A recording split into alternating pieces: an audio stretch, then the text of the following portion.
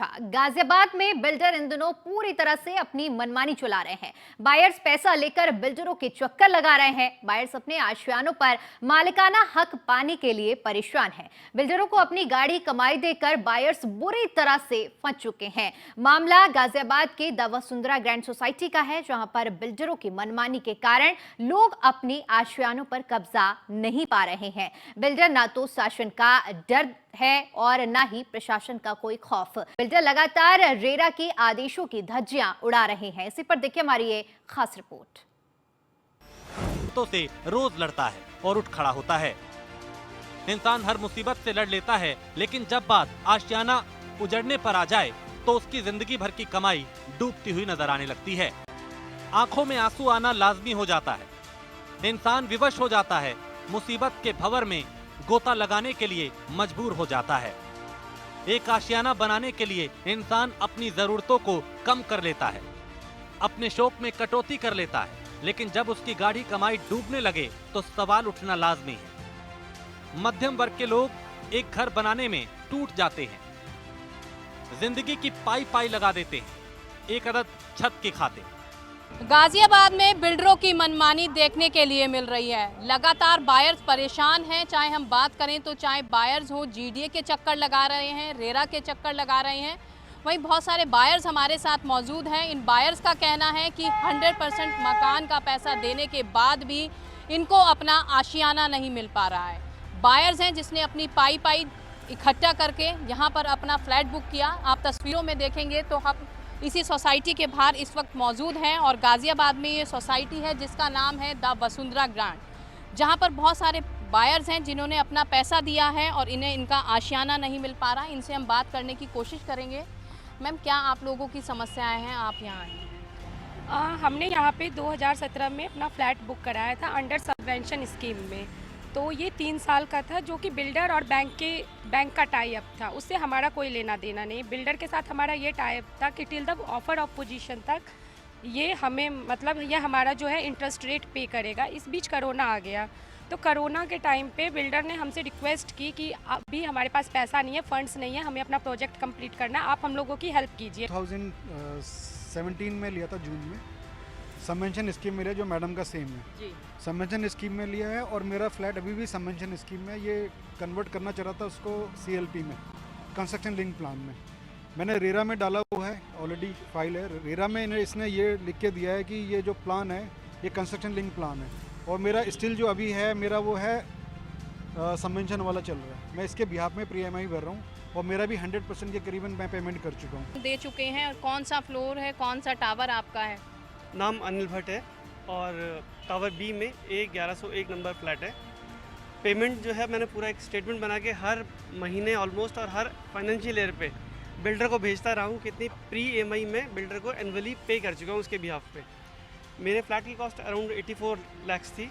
मैं अगर pre EMI जोड़ लूँ तो मैं 84 लाख से ऊपर दे चुका हूँ। बिल्डर ने ही मुझे पैसा देना है। इसके अंदर हम डिले पेनल्टी या किसी की बात नहीं कर रहे हैं। जो बढ़े हुए एरिया की बात अभी चौहान साहब ने कही है, ये सबसे पहले हमारे प्लान्स को चेंज करने की चिट्ठी बिल्डर ने दी थी हमें कि हमारा प्लान सबवेंशन से CLP में किया है मेरा प्लान, और उसके बिहाफ पे ये एडजस्ट करेंगे जब पोजीशन देंगे। अभी तक पोजीशन का कोई स्कोप नहीं है।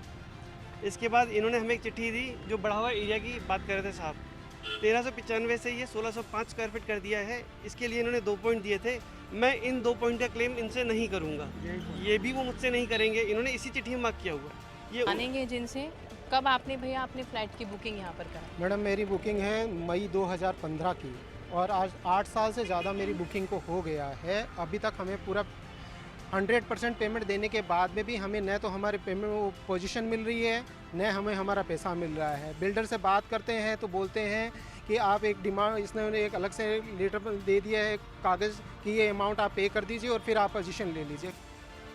दरअसल गाजियाबाद के द वसुंधरा ग्रैंड सोसाइटी में बिल्डरों और भूमाफियाओं ने आम आदमी के सपनों को उजाड़ के रख दिया है। बिल्डरों ने आम इंसान की पूरी कमाई को निगल लिया और उसे दर दर की ठोकर खाने पर मजबूर कर दिया। बिल्डरों की मनमानी का अंदाजा आप इस बात से लगा सकते हैं कि फ्लैट का पूरा भुगतान होने के बाद भी अब तक लोगों को उनके मकान की चाबी नहीं सौंपी गई। क्या है पूरा मामला? रेरा द्वारा आवंटियों के संघ की सहमति से परियोजना पूर्ण करने के लिए मई 2023 तक समय दिया गया। परियोजना के पूरे होने का तारीख 16 दिसंबर 2020 थी। हालांकि उस तिथि पर विपक्षी द्वारा 82% परियोजना का निर्माण कार्य पूरा कर लिया गया।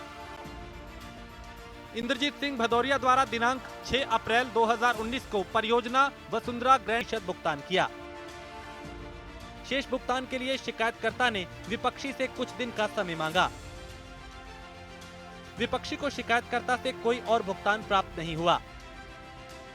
विपक्षी द्वारा शिकायतकर्ता को अपनी देय धनराशि का भुगतान।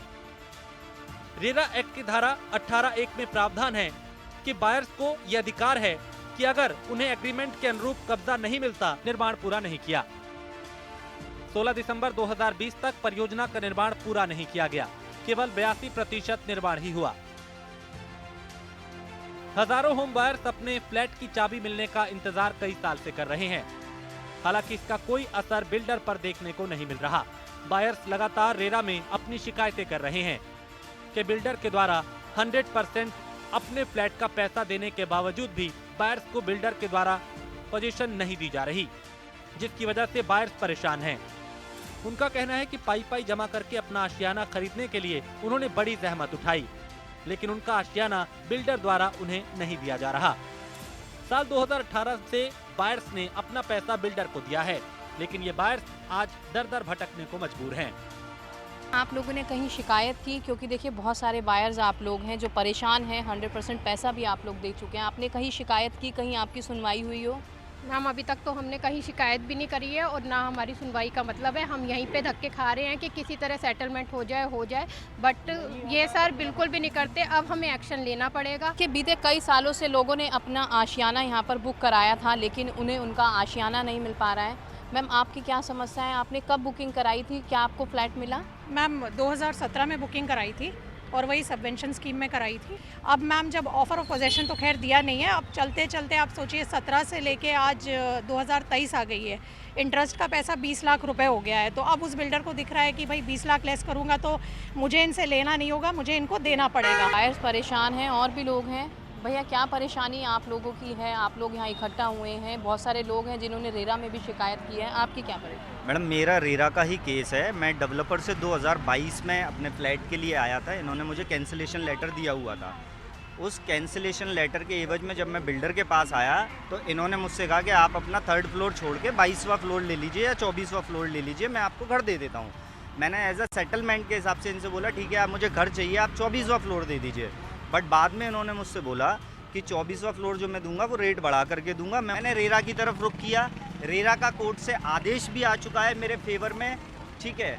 वो लग रहा है कि फिर जो बिल्डर है अपनी मनमानी कहीं ना कहीं कर रहा है, क्योंकि रेरा की तरफ से आपको लेटर जारी किया गया, उसके बावजूद भी कोई सुनवाई नहीं मान रहा। रेरा के आदेश को भी ये बिल्कुल पूरी तरीके से निगलेक्ट कर रहा है, उस बात को भी ये मानने के लिए तैयार नहीं है। यहाँ पर बिल्डर की मनमानी आपको किस तरीके से यहाँ पर देखने के लिए मिल रही है? क्योंकि बहुत सारे बायर्स हैं जो परेशान हैं, अपने आशियाने के लिए 100% पैसा वो अपने फ्लैट का दे चुके हैं।